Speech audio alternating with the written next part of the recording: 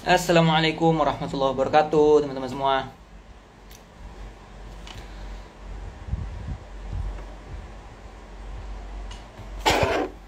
Judul kita malam hari ini apa ya? Gue nggak tahu judulnya malam ini apa, guys. Aku mau curhat sama Ustaz Agam. Aku WA dulu bentar.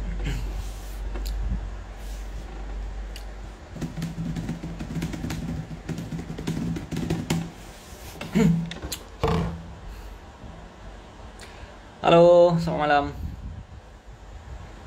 Assalamualaikum, waalaikumsalam warahmatullahi wabarakatuh. Malam kegabutan. Ya, sepertinya begitu. Bang, cek DM. Siap. Cek doang kan? Oke, siap. Cek doang kan tapi kan?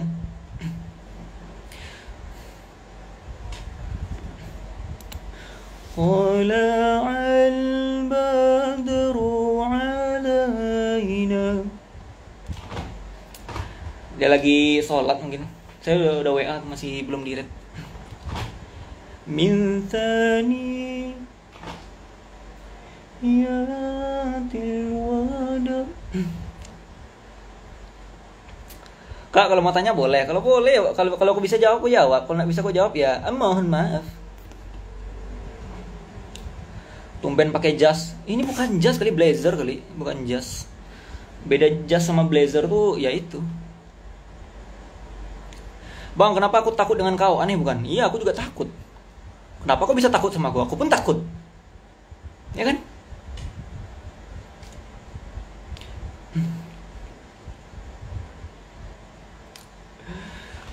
A'udzu billahi minasy syaithanir rajim.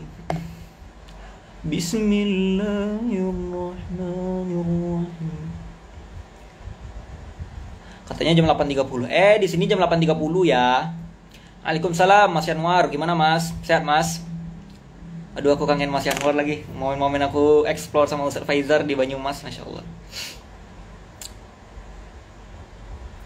Hukum upload foto teman yang auratnya kelihatan. Ya kadang kan kita kan gitu. Kita sudah merasa aman ketika aurat kita sudah tertutup. Lalu kemudian teman kita yang masih belum tutup aurat malah kita upload. Kadang kita kan gitu kan, egois gitu loh. Teman kita nggak kita lindungi. Kita sendiri aja melindungi diri kita. Ya kadang itulah. Collab lagi dong Bang sama Bang Fuad Naim. Dia lagi di Bogor dia di Padang. Bang, cara cepat hafal Quran gimana? Ngapain sih orang-orang tuh pengen cepat-cepat hafal Quran tapi tidak belajar untuk mengimplementasikan Al-Quran? Hah? Dari logatnya kayak orang Medan gitu. Aku bukan orang Medan, aku orang Padang. Orang Sumatera pada umumnya memang begini logatnya, cuman lagi kan. Nama asli Wajdi Azim siapa sih? Ya Wajdi Azim. Wajdi Azim. Takut diruqyah. Nah, itulah masalahnya. Diruqyah pun takut. La haula wala quwata illa billah. Disihir sama musik K-pop tak takut. Diruqyah takut. Nah, itulah. Katanya live bareng sama Ustaz Agam. Ini mana nih Ustaz Agam? Saya lagi nungguin. Coba dong, Ustaz Agam. Lambaikan tangan. Jangan-jangan udah masuk lagi, cuman nggak ada di sini kan. Ustaz Agam, Ustaz Agam. Where are you, Ustaz?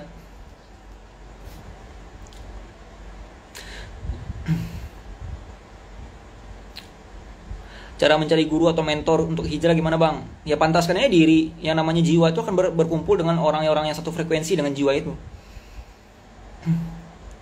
Pengen diruqyah biar cepat nikah. Ya mungkin niat ruqyah Anda salah. Karena ruqyah itu tujuannya adalah li talabis syifa, menjemput kesembuhan. Ya. Kalau udah sembuh nanti baru bisa nikah. Ya. Ini jenjang satu aja belum Anda lewatin.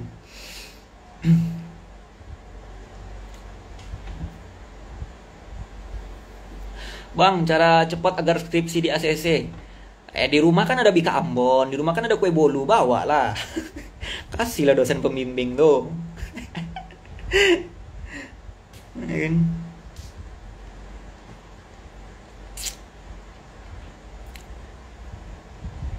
Ini baru direct doang nih sama Ustaz Agam, aku udah WA dia.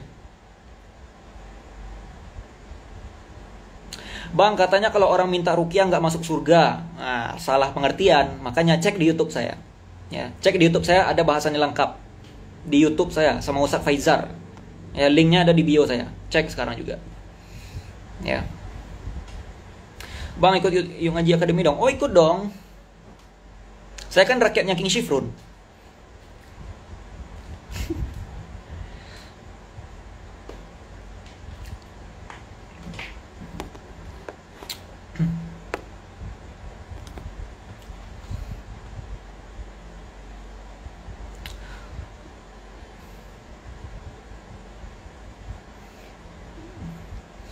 Bang suka main game apa bang? Game apa ya? Saya suka memanah.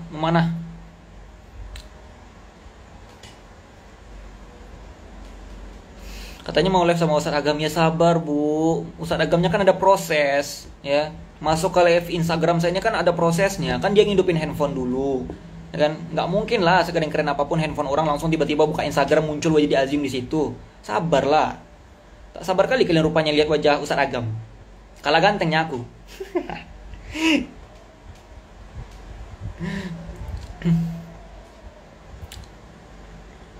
Oh, untuk saat ini saya lagi fokus di psikologi industri dan organisasi, tapi nggak tahu kedepannya mau ngambil klinis atau apa, nggak tahu. Ah, ini ada Ustaz Agam, yuk. Aduh, aku yang di atas lagi kan, aku yang tuan rumah lagi. Seharusnya Ustaz Agam tuh yang di situ. Assalamualaikum Ustaz. Waalaikumsalam. Oh, Masya Allah. Baru kegabung nih. Ustaz, biasanya kalau Android sama iPhone itu live bareng, biasanya sinyal itu berat timpang sebelah, Ustaz. Nanti biasanya itu Emang putus-putus, ya Ustaz. bisa kayak gitu? Iya, biasanya gitu, Ustaz. Enggak pula lah, Bang. Enggak kan? Nah, nanti kalau Enggak seandainya pula. putus-putus, kalau sudah 3 kali putusnya, nanti kita akhiri saja ya. Kalau udah 3 kali ya, nanti putus nih Ya, misalkan, putus kan kita live lagi, putus live lagi. Ntar kalau udah 3 kali baru kita putuskan saja hubungan live-nya. Silaturahim kita jangan putus. Bang, aku mau curhat bang. Aku tuh gimana? gimana tuh bang? Atmosfer TikTok tuh aku nggak paham. Kok bang aku panggil abang apa ya? Aku panggil abang terus, aku panggil Ustad. Ustad. Di Oh, sini aku iya. panggil Ustad. Ada juga panggil Ustad agama. Mohon maaf Panggil, ya cuma Ustad agama. Aku panggil, panggil abang, kebiasaan panggil abang di WA. panggil abang aja, Bang. Jadi gini, Lu tak panggil. nggak Abang aku boleh. panggil Ustad, nggak mau. Aku panggil Ustad. Ustad. Jadi gini Ustad. Aku lihat di TikTok itu Ustad. Kebanyakan ini menurut pengamatan aku ya. Kebanyakan di TikTok itu kan orang-orangnya masih baru belajar tentang Islam. Aku nggak mau mengatakan awam banget ya. Cuman aku mau melihat dia Muslim tapi baru belajar tentang Islam. Lalu kemudian yang aku lihat itu beberapa konten kreator dakwahnya itu tidak bisa menyesuaikan dengan atmosfernya dia. Contoh misalkan di satu sisi dia tuh membahas satu konten yang sifatnya tuh baper-baperan lah. Gitu. Ya kita tahu lah semua kalau konten baper-baper itu yang datang kan orang-orang ya begitulah, ya kan? Otomatis orang-orang yang belajar Islamnya itu ya karena kebaperan itu, bukan karena pengen meningkatkan kapasitas berpikirnya dia. And then kemudian kalau seandainya dia membahas konten itu, otomatis yang datang itu kan orang-orang yang sifatnya seperti itu kan Ustaz. Ya kan? Hmm, Ibaratkan kalau kita mancing, ya menyesuaikan umpannya lah. umpan. Nah, tiba-tiba ketika pembahasannya ringan, and then tiba-tiba dia membahas sesuatu yang berat, di mana pada saat itu pembahasannya itu adalah pembahasan yang seharusnya itu dibahas oleh para guru, Ustaz. Gitu loh. Nah, pembahasan para guru ini diangkat sama dia yang membuat followers itu bingung, gitu loh. Nah, setelah membuat bingung dan dia tuh gimana ya? Pembahasan khilafiyah itu diangkat yang di tempat seharusnya nggak diangkat gitu loh. Karena itu yang bikin aku kesel, Ustaz. Tolong Ustaz, kasih aku nih rukiah-rukiah yang menyehatkan akal sehat lah, Ustaz. Pengen kugas aja orang-orang gitu. Ya, oh, emang gitu, Bang ya. Dia tuh Nah, randomnya luar biasa. Jadi misalkan apa yang lewat di beranda Abang hari ini itu juga lewat di beranda saya hari ini. Mau yang lewat oh, betul. itu berupa negatif, lewat juga di saya. Meskipun saya Hmm. suka buka atau siapa, apa hari itu berarti sama. Jadi nggak bisa, nggak mau, nggak kayak itu kan ya. Kalau kalau kita buka itu ada yang muncul. Tapi searching juga. Kalau di TikTok itu mau Hmm. ya, apalagi kalau kita orang-orang ya keluarnya hari-hari itu juga. Hmm. Nah, itu atmosfer yang seperti TikTok ini memang dari sananya gitu. Mau kita rubah-rubah kayak agar. Nah, kemudian tadi yang harusnya nggak kita bahas itu malah mereka bahas. Biasanya itu kenanya di anak-anak pondok baru lulus. Malah Oh, I see, I see. malah orang-orang yang kayak boleh kita panggil asatis kita gitu ya, mereka tuh nggak mau bahas perempuan. Tahu bahwa follower di Instagram sama TikTok itu banding jauh. Nah, coba Mhm. anak pondok ini cari followers di bidang update, wah gitu, wah itu di pondok gini gitu. Jadi mereka buat satu ilmu, buat satu amalan, amalan yang jarang orang tahu, amalan yang banyak khilafnya di sana, kemudian ya udah ibaratnya kayak Iya, aku kan jadi kayak kita kayak gimana gitu ya. Ada satu konten kreator ya, aku nggak mau nyebutin nama. Dia tuh memberi satu amalan yang dalilnya tuh entah dari mana gitu kan. Aku nggak mau nyebut namanya teman-teman semua. Dia memberitahukan satu amalan yang aku cek recheck lagi, aku cross check lagi, amalannya tuh nggak ada dalilnya bos gitu. Contoh misalkan, Al-Waqiah 35 sampai 38 dibaca 7 kali setelah sholat untuk Isya glowing. dibacakan ke air tujuannya biar cantik, gitu kan. Iya, Ketika aku cross, ini dalilnya nggak ada gitu loh. Kalau dalam ilmu ruqyah syariah, aku nggak mau mengatakan ahlul bid'ah yang nggak, mohon maaf. Tapi ketika seseorang itu sudah mengamalkan satu amalan yang ditujukan untuk tujuan duniawi, maka kemudian akan kemungkinan besar jin itu menyerang dia lewat amalan itu. Nah, itu yang aku takutkan, Ustaz. Nah, yang anehnya lagi, udah tahu itu orangnya keliru, fansnya ini malah ngebelain. Nah, ini kok bisa gitu pemikiran fansnya itu sekedar membela hal-hal yang seperti itu gitu. Fansnya itu iya, fanatik buta gitu loh saat. fanatik. Ya gitu bang. Jadi followers Instagram itu, followers TikTok ya, mereka itu kalau udah nge-stuck di satu influence yang mereka ikuti, ya udah di situ aja. Pokoknya pendapat orang lain nggak mau dia terima. Kalau Atau yang saya, fanatik tokoh gitu ya. iya. Jadi kalau kayak misalkan ada yang kita bilang lah, ada yang stucknya di saya aja. Jadi pendapat-pendapat saya itu diambil, diambil, diambil. Kalau abang ngomong, misalkan di luar daripada yang saya omong, mereka nggak terima. Oh iya, iya, iya, iya. Ini gitu. Jadi mereka tuh Hmm. dikurung aja, mengurung sama pendapat yang disampaikan. Kalau mereka itu nge-stuck di satu influence yang mereka suka. Jadi kalau mereka nggak Nah, suka, satu lagi kan yang aku lihat ya, San, ini mohon maaf ya, San ya. Gimana sih orang-orang itu kadang dia itu mengidolakan satu tokoh konten kreator yang menurut dia ini orang soleh banget, ganteng banget, idaman banget. Gue pengen nikah sama dia, ya Allah. Gue doain dia sepertiga malam gue bisa nikah sama dia. Aku tuh melihat di kolom komentar tuh kayak seolah-olah marwah dia tuh jatuh, Sat. Rasa malunya tuh jatuh, Sat. Hanya karena dia melihat satu tokoh yang menurut dia tuh soleh, gitu loh. Padahal mau nggak mau dia itu tetap muslimah yang harus menjaga kehormatan dia, sekalipun di hadapan orang yang menurut dia adalah orang yang ahli dalam keilmuan. Tapi yang miss dari dia yaitu kadang dia tidak bisa menjaga kehormatan dia hanya karena dia menganggap orang itu idaman, gitu loh. Nah ini yang aku nggak suka sebenarnya, ya kan? Tolong Ustad, sentrum aku Ustad. ya memang dari dulu kita kan berarti bukan gimana ya, telat gitu bang ya. Jadi orang-orang yang ngajak dalam kebaikan di TikTok itu memang telat. Memang dari awalnya orang-orang ngajak ke untuk memilatun apa sih bang? Itu joget-joget, joget-joget tentang mereka ngehalu gitu. Itu tuh udah dikasih porsinya duluan sama orang-orang sebelum kita kita masuk gitu. Ah, Nah, jadi sampai sekarang orang-orang yang udah nonton TikTok dari dulu bawa aja sampai ke TikTok, kan mereka kita lah itu di sebagai niat baik, malah ngasih porsi untuk menghalukan dalam hal ini ya, dalam iya hal bener. Yang di satu sisi gini, dia itu udah jelas dihaluin sama fansnya gitu kan, tapi dia nggak nyadar gitu loh, nggak mau mengedukasi fansnya dia. Bagi aku pribadi, fans yang bodoh itu bukan karena dia kurangnya ilmu pengetahuannya dia gitu loh. Fans bodoh itu bukan karena intelektual dia rendah, tapi fans bodoh itu ketika dia tidak bisa menyesuaikan kapasitas dia, ketika masuk ke akun orang, feel-nya itu gimana ya? Ketika dia masuk ke akun orang, dia nggak merasakan bahwasannya dia sedang masuk ke rumah orang. Dia bebas mau memperlakukan itu apa aja. hmm, Nah, ini yang jadi problem dalam benak aku gitu. Seharusnya kalau kita mau masuk ke akun orang, itu ibaratkanlah kita bahwasannya kita ini lagi bertamu nih, nggak bisa semena-mena gitu loh. Nggak bisa kita perlakukan di akun A sebagaimana di akun B gitu. Lalu iya. kemudian kita berkomentar seolah-olah yakin banget dia mau sama kau gitu loh. Wah, idaman gue nih, idaman gue. Lalu kemudian apa ya, duh, halunya nggak sehat ini. Harusnya bener ngeri, bukan gimana ya, ngerinya tuh luar biasa, entah bawaan siapa sampai ke kita gitu. halunya itu bukan lagi halu-halu aja. Kalau itu DM saya, kalau pernah sekali terbongkar email saya, itu mereka tuh Mhm. ngirimnya udah jauh daripada halu biasa. Halunya mereka itu contoh, saya pernah sekali bukan konten, saya pernah sekali podcast. Saya podcast itu make celana.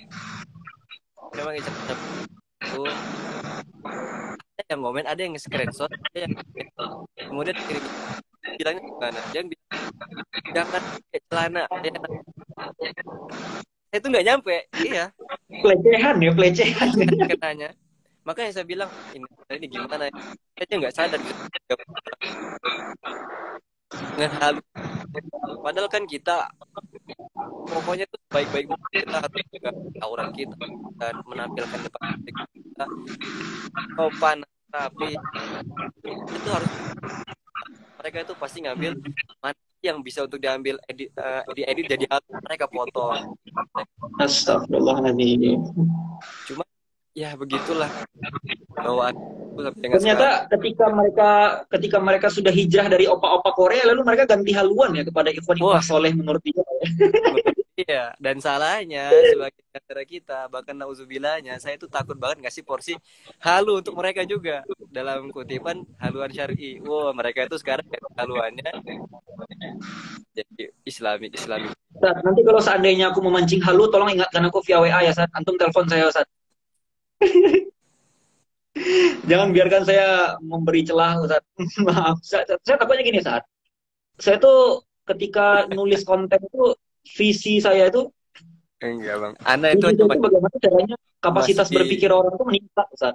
Nggak mau aku bikin gimana ya, niat mereka tuh keliru, Ustaz. Ya, jangan sampai niat mereka tuh menyimpang, mengidolakan seseorang tuh hanya karena sebatas materi. Lalu betul. ketika dinasihatin baik-baik, nanti kedoknya, gua menyukai dia, mengidolakan dia karena ilmu kok, dia soleh, gue idola karena dia karena soleh. Tapi nyatanya nggak seperti itu, Sat. Secara Ih, kognitif dia, secara tindakan dia, nggak seperti itu, Sat. yang saya tangkap sampai sejauh ini enggak, Bang. Memang Hmm. mereka tuh ngomong, wah sekitar saya itu mengagumi ilmunya. Waduh, itu bullshitan luar biasa, Bang. Saya itu mengagumi dari penyampaian Adam saya tuh bla bla bla bla, tapi enggak. Saya yakin enggak dari Hmm. situ. Mereka tuh menutupi Iya, iya. kedoknya agar tetap Iya, halu tadi. di apa ya? Di psikologi klinis itu kita belajar bahwasannya ketika kita ingin mendiagnosa seseorang, maka kita akan ngambil hipotesis dulu nih sebenarnya. Contoh di masalah K-pop ya. Ketika seorang K-popers itu dinasehatin, pasti mereka akan melakukan self defense untuk menutupi kebiasaan buruknya mereka.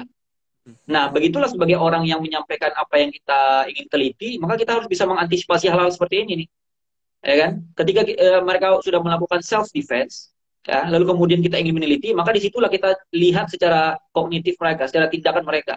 Oke, mereka mengatakan saya mengidolakan Ustadz agam karena kesolehan, mengidolakan Ustadz agam karena kesolehan. Lalu ketika dilihat profil mereka, waduh, kok bertentangan gitu. Iya, memang Saya nggak mau begitu. bilang diri saya nanti kegeeran dan siapa pula yang mau idolakan si Wajdi Azim kan tukang ngegas nanti dirukiahnya pula. Kalau bener ya, saya tuh ada ngutip itu. Kalau mengidolakan kita tuh terlalu rendah, kayak gitu. Makanya kita tuh selera Bener, mereka itu bener, terlalu rendah gitu. bener. Ibarat gimana ya? Kalau kita bisa mencontoh yang ranking 1, kenapa harus mencontoh yang ranking 5? Betul. Gini Bang ya, Ya saya kan? tuh memang dari dulu saya belum pernah masuk ke apa yang Abang bahas. Yang Abang bahas kan itu Iya. terus goals Abang dakwahkan itu terus. Nah, saya kan Hmm. istiqomah bawa di orang-orang LGBT dulu, LGBT. Saya, iya, saya itu pernah sekali cobalah nyentuh ke permasalahan orang-orang yang apa Abang bahas. Masalah orang-orang K-pop lah ya, boleh kita bilang. Hmm. Pernah satu Zoom, saya nanya, kalau kalian menghukumi diri kalian sendiri itu apa? Nah, jawaban mereka itu 100% itu mereka bilangnya mubah. Ya, Oh, mereka jawaban memubahkan. ya mereka mengubahkan, mereka membolehkan, mereka mengatakan nggak apa-apa, nggak mendapat pahala, nggak mendapat dosa, gitu. Itu mereka. Nah, alhamdulillahnya itu kan saya, oh jadi mubah, dan alhamdulillahnya besoknya saya ngikutin kajiannya Ustadz Budi Asy'ari. Ustadz Budi Oh, Asy'ari ya. ya, Ustadz Budi Asy'ari ngomong, pokoknya jangan segala sesuatu pintu dosa itu dimulai daripada mubah. Nah, ini saya dapat jawaban. Ya kan? Bagaimana setan itu kemudian menggoda manusia dari cara yang paling besar, dari cara kesyirikan gitu kan. Kalau nggak bisa turun ke cara dosa besar. Kalau manusia nggak bisa cara dosa besar, diturunkan dosa kecil terus. Nggak bisa pakai menggoda manusia itu dengan cara memperbanyak perbuatan-perbuatan mubah. Oke, kalau mereka bilang itu perbuatan mubah, tahulah itu kan pintu daripada dosa besar nantinya, dosa lanjut ke sana. Nah, yang saya nggak ngerti bang ya, bahkan saya tuh kadang ngakak nengok SG abang sendiri. Pembelaan mereka itu lebih besar daripada pembelaan LGBT kalau bang tahu. Oh iya kah? Iya bang, LGBT I itu kan think kan LGBT, orang-orang LGBT itu kan sok-sok English gitu ya. I don't think so. If you don't like us, you just shut up your mouth or something. Oh ternyata ada yang lebih parah ya? mereka hebatnya nge-speak up itu nge-counter attack itu nggak pakai akun nggak pakai akun apa fake. Mereka udah pribadi mereka karena mereka itu proud sama diri mereka sendiri. Ya udah saya LGBT, ini saya diri saya. Itu hebatnya, saya suka sama mereka begitu. Cuman mereka nggak Oh, banyak oke. dan mereka itu terus terang ngomong gini. Cuman pembelaan mereka kalau mereka dikasih mungkin sebagian gitu ya, sebagian bakal ada yang nyari pembenaran. Sebagian juga kalau misalkan apa yang kita sampaikan mereka terima, mereka bakal ngikut. Tapi kalau saya lihat SG Abang yang masalah yang ini, itu udah di luar lepas kendali banget. Saya bingung nengok di situ. Nggak Oh nyambung. ternyata ada yang lebih parah ya? Saya nggak nyampe ke sana. Waduh. Waduh. Jadi gini bang, tadi nyinggung masalah mubah ya. Aku juga baca di kitab Ihya Ulumuddin tuh yang penerbitnya Republika yang 9 jilid. Ya aku baca itu di jilid pertama. Memang benar yang kata, aku ngomong abang lagi. Memang benar kata Ustadz tadi yang mengatakan bahwasanya hal-hal mubah itu menjerumuskan seseorang. Hal-hal mubah itu menjerumuskan seseorang ke dalam maksiat. Orang tuh kadang ketika melakukan kemaksiatan itu dia merasa nggak bersalah itu Ustadz. Ya kan? Contoh mereka mengaku katanya sekedar suka tidak berlebihan. Lalu kemudian ketika idolanya dihina, lalu kemudian mereka bela. Kan itu jadi masalah. Betul. Orang-orang kadang tidak konsisten. Pembelaannya itu di luar kendali itu, Bang. Saya tuh bisa-bisa misalkan saya bawa bandingan satu.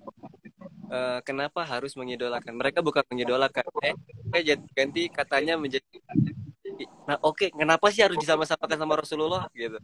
Rasulullah itu kan Oke. Rasul dengan makhluk. Kita dengan apa yang kita banggakan karena kita itu menyaksikan kesusahan mereka dari awal sampai dengan sekarang. Kita itu bangga sampai mereka. Gitu, itu bahasa mereka, Bang.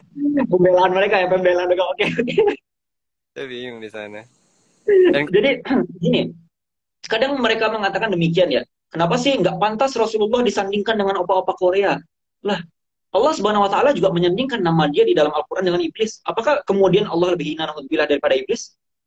Jadi kita tuh menyandingkan bukan untuk membandingkan, tapi kita melihat nih, mana yang condong hati kalian itu dari mana gitu. Kadang kita membela opa Korea dengan mensuperiorkan Rasulullah. Itu aja tips mereka. sayangnya gini Bang ya, anak muda sekarang itu hilang role model mereka tuh hilangnya nggak tanggung ya hilangnya nggak tanggung jauh. Gimana cara kita mencintai Rasulullah kan kita baca sejarah, mereka nggak lepas daripada sejarah. Hebatnya orang-orang yang punya aplikasi ini membutakan kita sama sejarah-sejarah kita gitu. Iya, mereka buatnya yang fiksi dicekokin masalah fiksi, yang ganteng dicekokin yang ganteng, yang nggak ada bisa tumbuh jerawat di mukanya itu wah luar biasa. Jadi aku ngeliat gini bang, salah satu idol, aku ngomong bang lagi, saat aku mau lihat gini saat salah satu di di YouTube itu ada salah satu idol K-pop yang manajemennya itu mendokumentasikan perjalanan hidup idolnya ini, dan mereka dokumentasikan itu dengan sangat baik Ustaz. Sehingga gimana feel dari fansnya itu dapat ketika nonton perjuangan idolanya mereka, dapat feelnya. Ketika mereka udah dapat feel, mereka jatuh cinta sama idola mereka. Lalu kemudian mereka jatuh cinta sama idola mereka, dibutakanlah mereka dari yang namanya Rasulullah Sallallahu Alaihi Wasallam dan para salafus soleh. Lalu kemudian mereka teralihkan dengan mencintai idola. Kedok mereka masih mencintai Rasulullah. Pertanyaan saya dalam surah Al-Ahzab, bagaimana mungkin dua frekuensi orang yang berbeda? Dua orang yang berbeda frekuensi, lalu kemudian masuk dalam satu hati yang hanya memiliki satu rongga, Ustaz. Ya, aku mau bertanya, Ustaz, ketika mereka bisa menyandingkan mengidolakan Rasulullah dan mengidolakan orang-orang Korea yang bahkan notabene nggak kenal sama Allah Subhanahu Wa Taala, bagaimana caranya itu, Ustaz?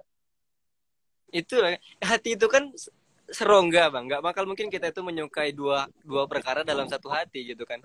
Kalau mau ya Iya bakal kan? tinggal satunya nantinya.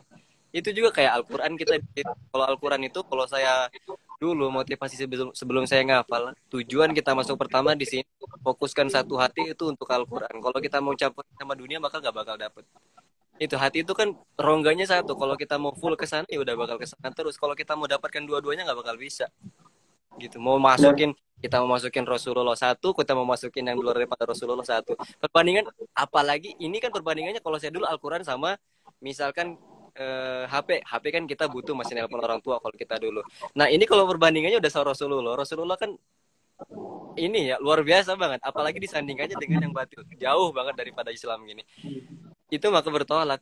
Hebatnya orang ini kok bisa katanya, oh saya itu bisa. Kami masih tetap sholat, kami mengaji. Bahkan kalau di tes hafalan saya masih kuat bilangnya.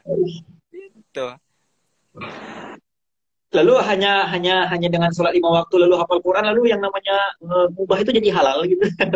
Hukum mubah berubah jadi halal gitu guys.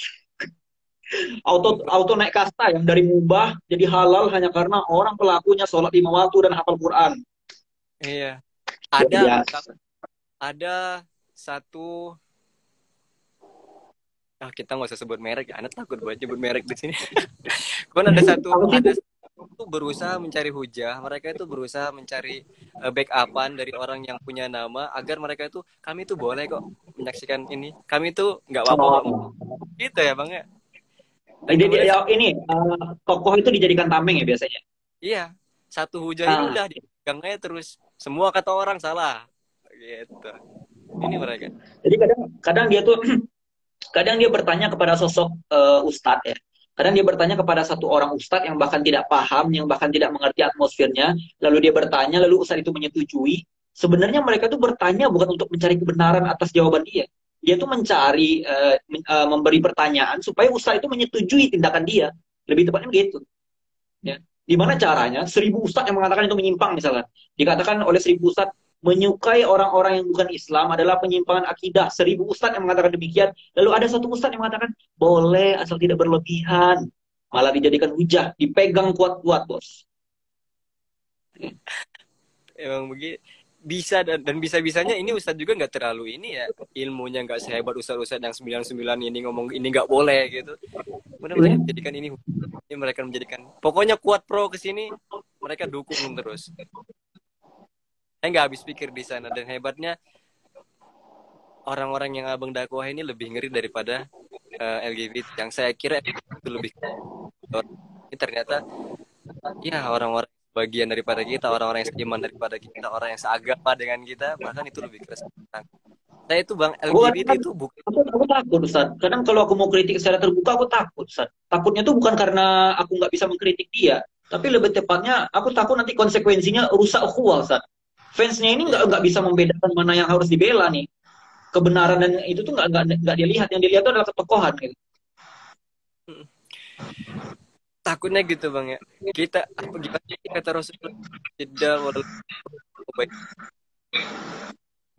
kadang-kadang menjadikan syiddah walau gitu sama kita luar daripada mereka oh, boleh gitu boleh orang di luar kita orang di luar agama kita orang luar daripada kita tapi kalau seorang dengan kita orang yang satu dengan kita orang yang satu bicara satu pokoknya satu dengan daripada orang yang luar pada itu jadi kuat baik nah ini permasalahan cekokan orang itu pro banget gitu yang mencoba jadi kalau LGBT berapa kali bahkan akun saya banner video-video berapa video upload itu memang panggung mereka gitu jadi bukan kita tapi ngomong-ngomong masalah LGBT aku ngakak banget saat waktu saat yang yang murojaah itu tapi satirnya itu mantap Ustaz. Aku suka Ustaz. Ya. Antum tuh memurojaah tapi satirnya itu dapat, aku suka. Ih, cuman gitu jalan satunya bang, yang mereka nggak tahu. Tapi alhamdulillah kita kan lihat dulu ini agamanya apa gitu. Kalau ini agama Islam harusnya masih kena ke sana. Tapi kalau kita ngebacot ini nggak boleh, nggak boleh, boleh, kita kena ban di sana. Oh iya benar. Jadi orang Lucu sih. jadi orang Bisa-bisanya pria haid, we. jadi orang TikTok itu nyangkanya si Agam lagi merojaah ini paling. Padahal kita lagi satirin orang. Enak-enak tuh satirnya enak. Tapi btw aku lihat dari tadi asyhadu asyhadu itu kenapa sih, Sat? Asyhadu. Nah itu bang, asyhadu itu kan kita pengasyhaduan kembali dari orang-orang yang jauh dari agama Allah ini. Harusnya di Enggak. orang-orang Ini follow dari followers Aktum ya gitu ya. Asyhadu asyhadu gitu ya. iya, saya tuh mau Oh. misalkan yang luar apa ya, luar dari saya yang pikirkan aku buat tentang saya bilang apa tujuan kita dari katanya hijrah itu mana?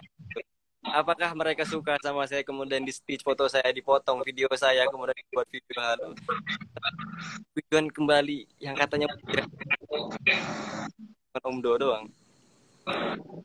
Orang-orang jadi melting Ustaz. Antum tuh lembut kali gitu Ustaz. Melting mereka Ustaz. Nah bang, Tereng rereng.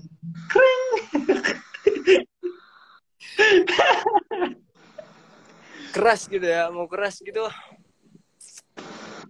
Sebaiknya jangan loh Ustaz. Kalau memang dari jati diri, kalau memang dari jati dirinya nggak bisa ngegas, jangan Ustaz. Nanti Oh iya, malah diketawain orang. Kalau aku kan memang biasa begini kan. Aku mana iya, bisa iya. pula lembut kan. Kalau aku jadi Ustaz Agam nanti kuntak kalian yang nonton nih. Ya kan? Aku mau jadi Ustaz Azam kan. Ustaz Agam. Teman-teman semua. Sepertiga malam itu adalah waktu yang baik untuk memunajatkan diri kepada Allah Subhanahu wa taala. Mintalah hajat-hajat kita yang berkaitan dengan akhirat. Yang pasti kalian jangan berharap untuk menikah dengan Ustaz Agam karena Ustaz Agam belum tentu mau sama kalian. Udah lah membawa jati diri aja kita masing-masing gitu. Abang kan udah kalau udah bilang speak up. Oh itu apalagi yang masalah kemarin bisa-bisa naruh foto muka di orang-orang saya tuh kayaknya nggak nyangka gitu bang, saya tuh nggak ketebak ke sana kok nyampe ke sini.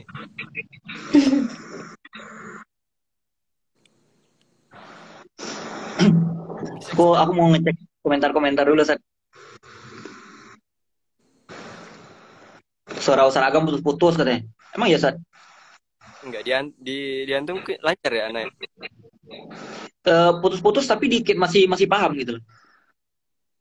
Masa ya. Tolak halu. Stop halu. Apa sih ini stop halu? Stop halu guys, stop halu. Antum tuh musyrik di mana, Sat? Musyrif di Di Ponpes Ponpes Bogor. Bogor daerah? Bogor daerah mana, Sat? Daerah Puncak, daerah Bogor. Dekat dari Cimapar nggak? Cimapar. Oh Cimapar mana Wak? Daerah mana?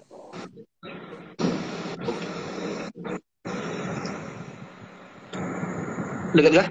Oh jauh bang, lumayan jauh kalau di Cimampar. Antum ke sana dulu kemarin. Iya, kan nginap di sana aku. Balik dari rumahnya Ustaz Faizar kan main ke sana. Besok balik ke Padang lagi. Nanti kapan-kapan aku ke Bogor main ya, ke sana ya. Bang ini. Aku mau main tempat Ustaz Agam biar aku nular gitu hafal Qurannya. Hah? Sekali naik angkot. Empat ini. Saat ada yang nanya tuh saat apa hukum pacaran sampai nikah? Aku mau jawab bang. Gimana kalau dari Nah, psikolog gimana? Nggak ada ya? aku mau bahas dari perspektif Islam aja ya. Kalau dikatakan nikahnya sah ya sah kalau nikahnya. Iya soalnya. Tapi permasalahannya yang namanya nikah itu kan adalah ibadah. Bagaimana mungkin yang namanya ibadah itu dimulai dengan cara-cara yang Allah aja nggak ridho. Terus kita mulai pula dengan cara seperti itu. Ibadah dimulai pakai cara seperti itu ya kali. Antum lagi mabok salawatan. Lucu antum. Kalau nggak pacaran meninggal kok rupanya. Kasar kali ya Ustaz. Jadi Kasar mohon maaf ya. jadi guys, ini nih Bang Wajin ini orang Padang. Kalau kalian tahu biasa logatnya orang Padang itu kebawa kayak gitu. Beda sama kita orang-orang Jawa. Kalau orang Jawa kan kita mesti stance. Kalau Bang Wajin ini nggak bisa. Nggak bisa aku lembut, nggak bisa. Iya, bedanya kan gini Bang. Sama Kalau orang bini baru Jawa, bisa. Iya, kalau kalau kalau kita kan, kalau orang-orang Jawa itu mereka nunjuk WC di mana, WC di mana. Kak. Kita nunjuk pakai ini ya. Orang Sumatera pakai ini, pakai muncung ya bang. Sono, Depan sana. bang sana, pakai mulut dan aja. Aku disindir sama orang Jawa saat waktu aku di Banyumas kemarin. Aku kan lagi makan di warung-warung gitu. Jadi waktu pertama aku datang itu makan kan, Bu, mau makan Bu pakai ayam mendoannya dua. Mendoannya dua aja Mas? Iya. Aku bilang gitu kan. Lu kayak dia nyindir aku gitu saat ini orang ngomong apa gimana ya kasar banget gitu loh. Waktu aku selesai makan baru ditanya, Masnya orang mana nggih? Aku orang Padang, Bu. Baru oh pantesan gitu loh. Nggak Jadi kayak menurut itu aja udah kasar gitu loh bagi bagi gimana ya culture-nya orang Jawa. Tapi itulah perbedaan bahasa itu. Jadi aku yang harus menyesuaikan. Aku jadi banyak belajar ketika aku di Banyumas itu. Orangnya lembut-lembut, masya Allah. banyak. Aku jadi dulu gitu. Anak juga nggak tahu. Banyumas, Itu deket sama Jogja nggak sih bang? Purwokerto, dekat Purwokerto. Ke Purwokerto Banyumas, ya. Purwokerto, Purbalingga. Nah, Saya nengok kalau ihtiramnya, udah 4 jam itu. saya nengok hormatnya orang-orang Jawa tuh di Jogja, di Solo, wah itu kalau lihat nunduk jalan, nunduk banget jalan. Bener, Sampai ruku ya Rujuk.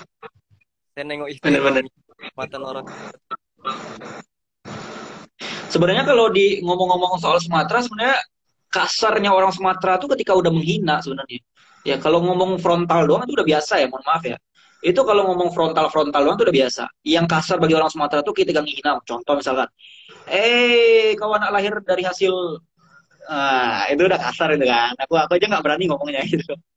Itu udah kasar. Tapi kalau ngomong-ngomong frontal aja, aku tak suka sama kau. Kau pergi dari sini itu biasa lah. Biasa itu. Biasa lah. Tak suka aku lihat mukanya, pergilah. Aku ngomong aja udah. Tapi nggak selalu ya kita mengandalkan itu ya, lihat dulu.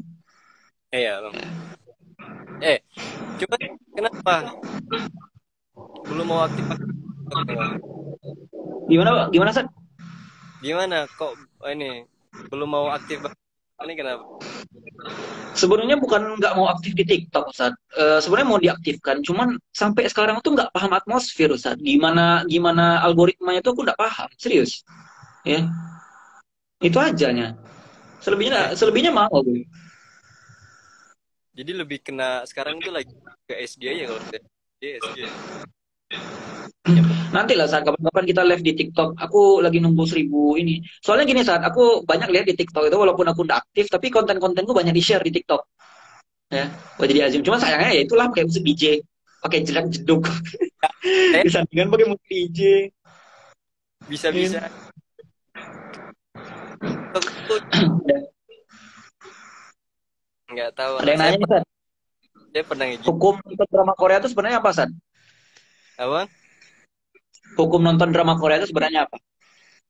Nggak pernah tahu. Saya nggak pernah tahu genre kategori sama sekali. Saya nggak pernah nonton masalahnya. Aku mau izin jawab ya, yang ini ya. Nonton drama Korea, aku nggak mau mengatakan hukum benar atau salah ya. Kalau teman-teman semua nanti di akhirat bisa menjawab di hadapan Allah ya kan, ya silakan saja. Semua kita kan akan diminta pertanggungjawaban. Kalau seandainya teman-teman bisa nanti menjawab, kamu dikasih nikmat kesehatan, kamu dikasih nikmat waktu, kamu habiskan kemana? Kalau teman-teman bisa nanti menjawab di hadapan Allah, silakan saja. Bilang aja gitu kan, nonton drama Korea ya Allah. Yang seharusnya waktu bisa digunakan untuk menghafal Quran, yang waktu sebenarnya bisa dipakai untuk belajar, teman-teman habiskan untuk menonton drama Korea. Kalau bisa nanti teman-teman bisa bertanggungjawabkan di hadapan Allah, silakan saja. Gitu loh. Kita kan semuanya sepakat. Nanti kita di akhirat itu akan mempertanggungjawabkan apa yang kita lakukan semasa di dunia. Kita nggak akan dikasih karpet merah, kita nggak akan dikasih minuman apa welcome drink dan lain sebagainya. Kualitas fatisa aku bisa lutut aja bertaut dengan lutut, ya kan? Saking sempitnya di akhirat, nggak ada orang VIP di situ. Jadi kalau bisa mempertanggungjawabkannya, ya silakan. Saya nggak berhak melarang. Allah aja melarang kadang kalau nggak dengar kan, apalagi aku. Itu saya tuh ada bukan bukan masuknya saudara lah seiman gitu kan. Bolehlah dipanggil kakak. Dia habis duit untuk beli lampu, Oh, like stick, like stick. plastik lampu ada tulisan 3 huruf EXO lah. Oh, EXO, oh ini XOL. Kemudian ada foto, kemudian ada album. Dia habis itu 12 juta. Dia beli 12 juta. Udah itu dia ada laptop satu, barang-barang tadi ditaruh di laptop tersebut, kemudian dia maraton maraton film. Maksudnya maraton film itu dari episode 1 gitu kan sampai episode 200 dia tonton itu. Jadi kerjaan dia kalau sholat kan nonton, sholat makan mandi nonton, sholat makan mandi nonton. Mereka tapi kan saya sholat gam bilang ya udah sholat. Tapi apakah dia untuk itu doang? Maratonnya tuh benar-benar nonton gitu loh, Bang. 100 sampai 200. Saya, Satu episode drama Korea itu bisa sampai setengah jam loh, Sat. Tapi dia oh iya, maraton gitu ya. iya saya tuh emang durasinya kalau kayak One Piece itu kan minimal 30-40 menit kalau One Piece. Kalau itu gimana? Nggak pernah tahu. Drama Korea itu bisa sampai, setahu saya drama Korea itu minimal aja 30 menit, Sat. Dan kualitasnya itu kualitas bioskop, kualitas film Hollywood Hollywood gitu. Dia dramanya itu aja ya. Dramanya ke genre-genre cinta aja. Oh. Padahal ketika kita ingin apa ya, kalau kita ingin mengkompaskan kembali pada arah yang benar, kita melihat romantisnya Rasulullah itu, wah, masya Allah gitu kan.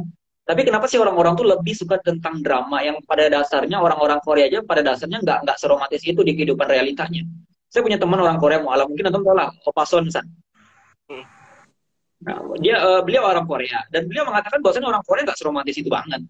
Ya, yang ada di dalam drama Korea itu hanyalah ekspektasi orang-orang Korea ketika mereka mencintai satu lawan jenis gitu loh. Dia pengen, orang Korea itu pengennya begini nih sebenarnya, orang Korea itu pengennya begini gitu loh. Maka dibuatlah drama dan teman-teman kita, orang-orang Indonesia, saudara-saudara kita malah menjadikan itu sebagai panutan mereka. Itulah kecerdasan Role, intelektual orang-orang kita. role model mereka tuh kayak gitu. Mereka tuh wannabe-nya tuh ya udah orang Korea aja gitu. Saya tuh pengen menjadi kisah cinta Saya tuh kan kayak sekedar gini kayak suka, gini. Ustaz. Saya kan sekedar suka, Ustaz, nggak berlebihan, Ustaz. Saya masih sholat, Ustaz. Apa Quran saya? Anda nggak usah Apa? larang-larang saya. Bapak saya aja tidak melarang, Ustaz. Betul. Ngeri banget Jangan ngomongnya. larang-larang. Saya sekedar suka, masih sholatnya saya. Nanti di Idul Fitri kan ntar lagi Idul Fitri ini. Pasti ada tuh gimana sih tipping-tipping kalau apa sih nama gak apal-apal nama tuh semanis ini kita wah nyampe kan gitu bang itu yang mereka cuman kalau yang segimana ya, yang sampai sebarbar yang abang dapat itu saya belum pernah dapat ke sana. Tapi biasanya kan kalau kita cari goals ke sana, kalau kita dakwah itu kan berusaha mungkin cari misalkan goals kita satu tema, kita tuh cari apa yang kita sampaikan.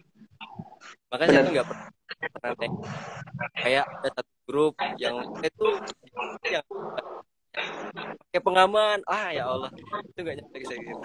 Makanya saya nengok Benar. itu. Gini, Sat. Mereka tuh kadang kalau sudah seandainya dinasihati baik-baik gitu kan, maka kalau mereka tidak mau lagi menerima yang namanya nasihat, mereka biasanya melantur itu. Kenapa K-pop terus sih? Jepang itu gimana ceritanya? Barat juga lebih parah, India juga lebih parah juga. Kenapa Anda hanya menyentuh bagian Korea saja? Ya, saya jawab balik aja, Ustaz. Saya juga bosan Kenapa? sama itu dokter gigi. Kenapa bahasnya dokter gigi terus? Kenapa bahasnya gigi terus? Spesialis paru kayak, paru lebih parah, orang diabetes juga parah. Maka ketika saya mempelajari Islam, baru saya paham bahwasannya ketika kita berdakwah itu kita tidak bisa menyentuh seluruh ranah. Maka di dalam dakwah itu kita harus fokus pada apa yang kita paham saja. Kita sampaikan apa yang kita paham, bukan apa yang kita mau paham. Pada dasarnya kita nggak paham gitu loh. Ya, kita menjadi seorang orang yang menyampaikan risalah Islam, kita nggak dituntut untuk menjadi serba bisa gitu, untuk menjadi orang yang serba paham halal haram mubah makruh sunnah. Nggak selamanya. Kita itu dakwah apa yang kita punya sampaikan untuk Islam. Antum bisa desain grafis, misalkan nih teman-teman yang lagi nonton. Antum bisa desain grafis, gunakan untuk dakwah. Antum bisa bikin film, gunakan untuk dakwah.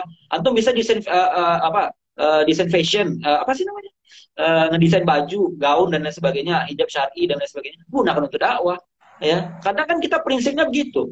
Dalam benak kita dakwah itu adalah orang yang harus dari pondok pesantren belajar kitab, bisa bahasa Arab, hafal Quran banyak. Nah, itu mindsetnya kita. Iya, Ya. betul banget. Hingga ketika ada orang yang soal speak masalah agama langsung dicari ini dari mana nih asal usul anaknya itu diragukan Ya. nih kok itu ya memang jalannya sekarang, Bang. Orang yang harus menyampaikan itu mereka yang ini, mereka yang udah beberapa kali tampil di TV, mereka yang udah sering dipanggil-panggil di TV. Bahkan ketika saya tuh pernah malu make biasa ya, terbawa dari kita pondok itu make itu mana ada kali saya ke Jogja dapat komunitas baru hijrah itu yang orang sana tuh nggak anak anak itu nggak tahu.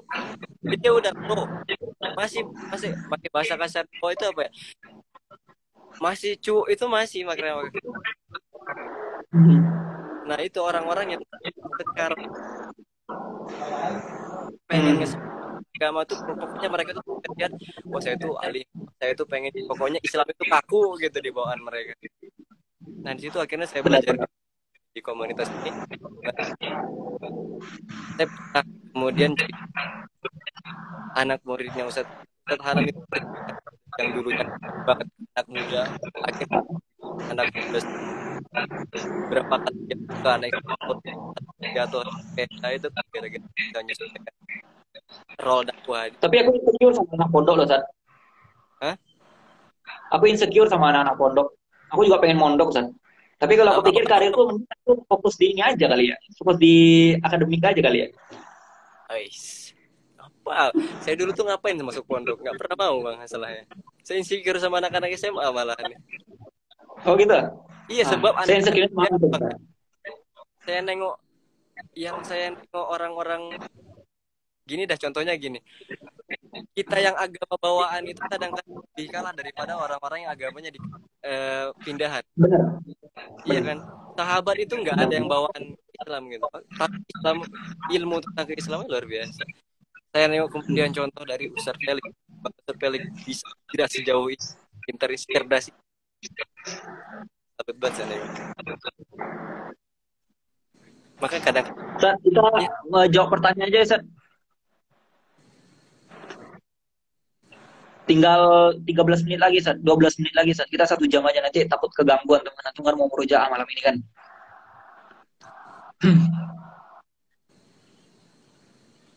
Aku mau cek pertanyaan, yang mau tanya silakan. Aku kasih kesempatan bertanya buat teman-teman semua pada Ustaz Agam. Ini mumpung ada spesialis purple ini. Aku spesialis rukiah. Aku rukiah nih orang-orang. Wis, antum belajar ternyata jauh-jauh dari Padang ke Banyuwangi demi menemui sebagai Banyumas kan? Banyumas. Iya, Banyumas ya. Demi mendapatkan. Iya, aku lebih tepatnya merantau itu bukan untuk mencari uang, tapi lebih tepatnya merantau untuk mencari ilmu. Beda ya. Kalau orang-orang Minang kan prinsipnya 2 itu aja. Ada orang yang merantau untuk mencari uang, ada orang yang merantau untuk mencari ilmu. Nanti uangnya itu atau ilmunya itu dibangun untuk didedikasikan untuk membangun Sumatera Barat. Itu biasanya. Tapi ada juga orang-orang Sumatera Barat yang dia tuh merantau, udah kaya raya, udah jadi orang yang cerdas, tapi tak balik kampung. Nah, itu biasa di paling itu biasanya. Paling kundang nanti itu, Bang. Kalau malin kundang itu beda cerita. Kalau malin kundang itu anak-anak tahu diri ya, udah merantau, udah kaya, nggak diakuinya mamanya. Itulah anak-anak ada otak.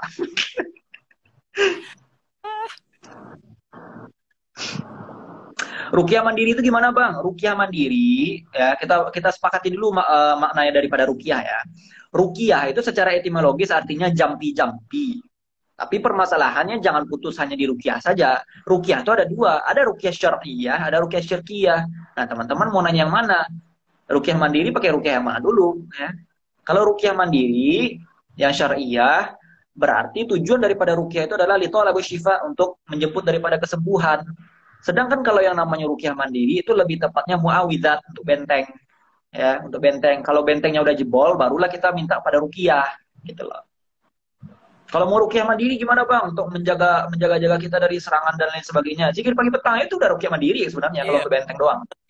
Zikir pagi petang. Ini Bang, mungkin saya mewakili yang lain ya.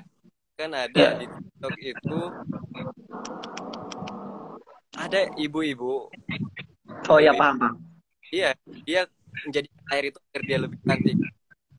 Itu gimana? Rukiah. Rukiah untuk cantik. Iya, untuk mencantikkan diri. Oke, ya ini juga pernah dibahas di salah satu akun TikTok. Sebenarnya ruqyah yang saya pahami dalam kitab Fathul Bari, ya Al-Hafidz Ibnu Hajar Al-Asqalani itu dikatakan dalam kitab itu ruqyah itu tujuannya litolabus syifa untuk menjemput kesembuhan. Adapun yang namanya untuk mencari kecantikan, ya itu saya tidak menemukan dari kitab mana itu mengatakan bahwasanya ruqyah itu untuk kecantikan. Ya, kadang ya kita sudah melakukan satu amalan yang memang benar-benar berdasarkan daripada Quran dan Sunnah dan menurut pemahaman salafus soleh, ya kita udah benar melakukannya ini, udah sesuai syar'i. Tapi kadang yang membuat gangguan itu bukan amalan kita, tapi niat kita tuh udah duniawi, bos, gitu. Ya, jangankan gini deh. Baca surat Yusuf 700 kali diniatkan buat ganteng, ya. Baca surat Yusufnya nggak jadi masalah sebenarnya, Ustaz. Yang jadi masalah itu kan niat dia. Ternyata ketika dia membaca surat Yusuf 700 kali, lalu kemudian dia wajahnya nggak ganteng, cuman ketempelan jin pecinta aja. Iya Ya, betul lah. ketempel sama jin pecinta dia. Begitu juga dengan kasus ruqyah untuk kecantikan. Wallahu a'lam, mungkin Mbak itu atau beliau itu mempunyai dalil yang kuat tentang ruqyah untuk kecantikan. Tapi yang saya tahu, yang saya pelajari ya, berdasar Quran dan Sunnah dan menurut pemahaman para salafus soleh, ya, ruqyah itu tujuannya menjemput kesembuhan. Adapun yang namanya bonus, oh dia kan glowing karena dia ruqyah, Bang. Itu adalah efek dari Quran dan Sunnah. Pertanyaan saya, kalau seandainya ada orang-orang yang pakai susuk, dia glowing karena susuk itu, lalu kemudian dia burik ketika di ruqyah, apakah itu salah ruqyah? Itu pertanyaannya. Jadi teman-teman semua, kita perlu mempelajari dulu bahwasannya, aku nggak mau ini ya, mungkin Mbak itu ada punya fans apa dan lain sebagainya. Coba kita sepakati dulu, kita berdasarkan daripada mana dulu ya. Rujukan kita tuh dari mana dulu. Mau namanya ruqyah apa atau ruqyah B, yang penting kita sepakat. Ruqyah yang sebenarnya yang sesuai dengan tuntunan syar'i adalah ruqyah syariah gitu loh. Ya, gitu aja sih. Bukannya orang bukannya orang yang minta diruqyah tidak bisa masuk surga, minta diruqyah tidak bisa masuk surga. Oh, Ya, ini hadis itu ya. salah satu pertanyaan yang paling banyak Ustaz. Sebenarnya hadis ini layastar pun itu adalah apa ya? Ini ada di YouTube saya. Kalau teman-teman belum paham, cek di YouTube saya. Linknya ada di bio. Udah saya bahas lengkap, detail. Ya, cek di YouTube saya bersama Ustaz Faizar langsung. Ustaz Faizar langsung yang menjawab. Ya. Tapi saya bahas singkatnya di sini. Ya, teman-teman kalau mau ruqyah itu masih bisa masuk surga tanpa hisab. Ya, masih bisa masuk surga tanpa hisab, tapi kemudian bukan dengan jalur 70.000 orang yang 70.000 orang yang disebutkan dalam hadis itu. Pertanyaannya sekarang, kalau seandainya teman-teman takut di ruqyah karena teman-teman nggak bisa dapat kesempatan masuk surga tanpa hisab dan adab, ya emang teman-teman sanggup menjalani hidup dengan gangguan para jono-jono. Tahu jono nggak? Jin ya. Jono kalau oh berarti hilangnya kesempatan masuk surga tanpa hisab gitu ya, bukan Kalau kita membaca hadis secara tekstual ya, Sar ya, mungkin ada penjelasan lain di dalam pendapat para ulama yang lain mengatakan bahwasanya yang dimaksudkan tidak bisa masuk surga tanpa hisab dan azab itu ketika orang minta ruqyah dengan ruqyah yang syirik. Ya, oh itu pendapat ulama yang lain. Kalau saya pribadi lebih condong pada pendapat ulama yang mengatakan ruqyah syirik. Karena kalau kita pahami bahwasanya yang namanya ruqyah syariah itu aja sunnah daripada Rasulullah SAW. iya, Ya, buat kan setelah bekam, setelah kemudian apa lagi? Selain bekam itu ya apa sih? Ruqyah ya? Itu kan masuk daripada bekam ruqyah bagian madu. pengobatan. Berarti Hmm, ya untuk cirikan. benar. Ya.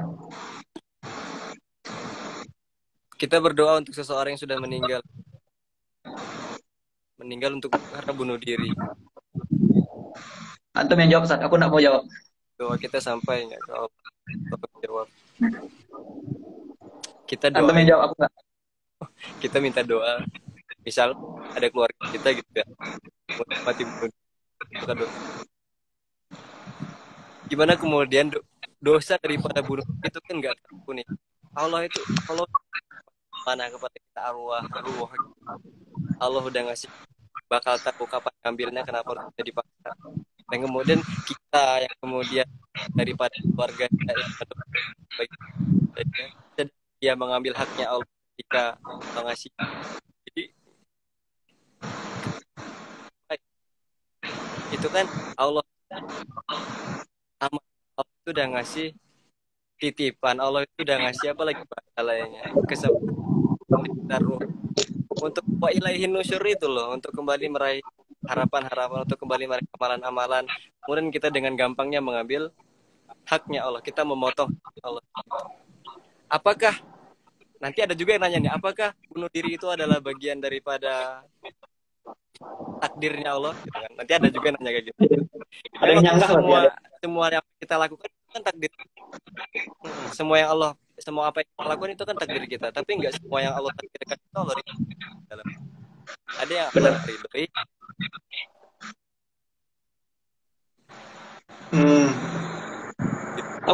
Aku jadi dapat pemahaman baru nih, Sa. Sebenarnya ada beberapa takdir yang itu tuh Allah nggak ridho ya, Sa. Iya. Oke. Nah, mereka tuh bang orang-orang yang kayak berbuat takdir kami itu pasti bakal ada takdir baliknya. Itu perkataan orang-orang banget nih. Kami ini kan takdir itu. Mereka tuh berdasar dari perbuatan Nabi Khidir, kalau bang tahu. Mereka udah bagaimana kemudian bunuh anak dengan tujuan, pasti ada tujuan di baliknya. Bagaimana Nabi Khidir merusak perahu itu pasti ada tujuan di baliknya. Allah itu menciptakan takdir, ada nilai di belakangnya. Wah. Oke. Tahu semua.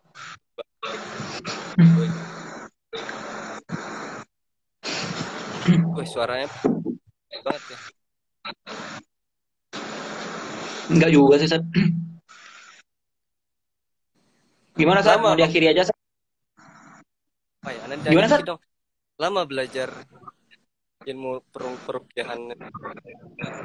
Aku belajar rukiah itu sebenarnya dari SMP, Sat. Dari SMP itu aku sempat hampir kejerumus dengan rukiah yang kedoknya tuh syar'i ya, kedoknya. Ya, kalau orang awam bakal nganggap itu syar'i. Kalau orang awam ya. Tapi sebenarnya aku hampir kejebak di situ dan alhamdulillah Allah selamatkan aku ketika aku nonton di YouTube ada Ustaz Faizan. Ya, alhamdulillah Allah selamatkan aku. Dan perlu diketahui bahwasanya bisa merukiah itu fardu ain bagi kita setiap muslim. Ya. Bisa merukiah diri sendiri itu fardu ain hukumnya bagi setiap muslim. Tapi kalau kita ingin bisa merukiah orang itu hukumnya fardu kifayah. Harus ada di antara kita. Itu yang aku pahami, Sat. Aku mempelajari rukiah itu baru rutinnya akhir-akhir ini. Semenjak aku datang sama Ustaz Faizan. Gitu. Yang jadi spesialis ini ya. Goalsnya spesialis rukiah ya. Ya sebenarnya aku ingin ini, Sat. Tujuannya, Sat. Ingin mengkolaborasikan antara psikologi dan ilmu rukiah syariah. Itu ada keterkaitan antara dua itu. Oh, ada kolerasi di situ.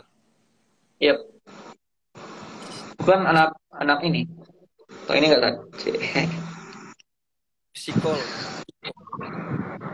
Psikolog tuh harus S2, Sat. Tapi aku belum S2, Sat. Psikolog. Abang nggak ada tandingannya sama ini nih. Saya mau coba menanding-tandingkan abang dengan Abu Bakar sekarang nih. Saya pada baca sih. Iya. Abu Bakar itu kan kalau dikata siapa sih bapak psikolog dunia sekarang? Kalau yang mana? Dalam Islam. Bapak siapa ya? Bapak psikolog. Iya, siapa ya namanya? Tapi ada yang di luar daripada itu semua. Saya baca cerita Abu Bakar itu. Abu Bakar itu kan kalau cuma kotoran unta, dia tuh bisa tahu ini unta siapa, dari kafilah mana, bani mana, dari jalannya dari utara ke barat mana. Kemudian kapan jalan berdua sama orang itu, lupa kamu dakwahi orang itu. Kalau kamu berhasil dakwahi orang itu, orang-orang seumat dengan dia, orang-orang sekampung dengan dia bakal ngikutin dia. Harusnya banyak Tipe sahabat tuh emang keren, Ustaz. Skill psikologinya itu keren, Ustaz. Salah satunya Umar bin Khattab ya. Aku pernah baca di salah satu artikel itu mengatakan bahwasannya cara mengetahui bagaimana sikap seseorang itu ada 16 poin itu. Tapi sedangkan Umar bin Khattab aku pernah baca ya, cara mengetahui personality orang itu ada 4. Yang pertama lihat cara dia makan, yang kedua lihat cara dia bertransaksi, yang ketiga bersafar dengan dia, yang keempat lihat cara dia memperlakukan kita ketika kita berbuat salah dengan dia. Itu udah cukup untuk mengetahui personality orang. Lihat cara dia makan. Ya. Kalau sekarang pinjamin duit, Bang. Gimana, Ustaz? Kalau sekarang itu pinjamin duit 50.000, kita tahu kepribadian seseorang. Betul kan? Kadang meminjamkan duit itu membuka tabir seseorang ya. Betul. Gak mandang kawan, gak mandang orang jauh daripada kita, bisa tahu kepribadian orang ini gimana. Tapi Tapi beda loh tadi. Ada orang-orang tuh yang ujian itu ada di keuangan. Ada yang orang-orang tuh ujiannya ada di popularitas. Ada orang-orang tuh yang ujiannya di lawan jenis. Tiga itu. Hmm, Antara tiga itu aja. material semua ya. Yoi. Jadi kadang juga bang masalah-masalah psiko Hah? diam-diam.